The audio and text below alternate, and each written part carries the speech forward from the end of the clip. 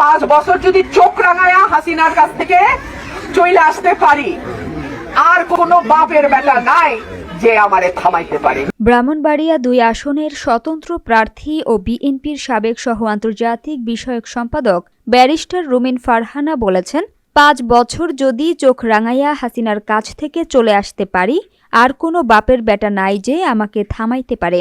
মঙ্গলবার বিকালে সরাইল উপজেলার নোয়াগাঁও ইউনিয়নের কুচনিবুড্ডা গ্রামে নির্বাচনী গণসংযোগকালে ভোটারদের উদ্দেশ্যে তিনি কথা বলেন।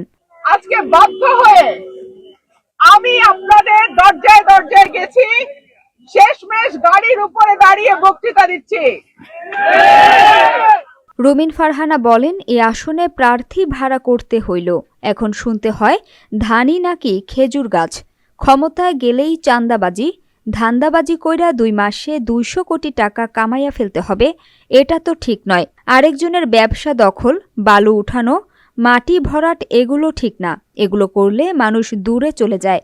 ইনশাআল্লাহ যদি আপনাদের ভোটে আল্লাহ আমাকে আরেকবার সংসদ সদস্য নির্বাচিত করে, রাস্তাঘাট সহ ব্রিজ কালভার্ট যা আছে আমি এই দুটো উপজেলার একটা নতুন রূপ দেব ইনশাআল্লাহ। তিনি আরো বলেন, আমি আগেই বলে আসছি, চাঁদাবাজি, জমি দখল, মামলা বাণিজ্য বন্ধ করেন। আমি যতদিন বেঁচে আছি এ সত্য কথা বলতেই থাকব। যেই অন্যায় করবে তার বিরুদ্ধে বলবো। ব্রাহ্মণবাড়িয়া 2 আসনে বিএনপির দলীয় মনোনয়ন প্রত্যাশী ছিলেন ব্যারিস্টার রুমিন ফারহানা। এ আসনে বিএনপির জোটের প্রার্থী হিসেবে জমিয়তে উলামায়ে ইসলাম বাংলাদেশের সহসভাপতি আল্লামা জুনায়েদ আল হাবিবকে মনোনয়ন দেয়া হয়েছে।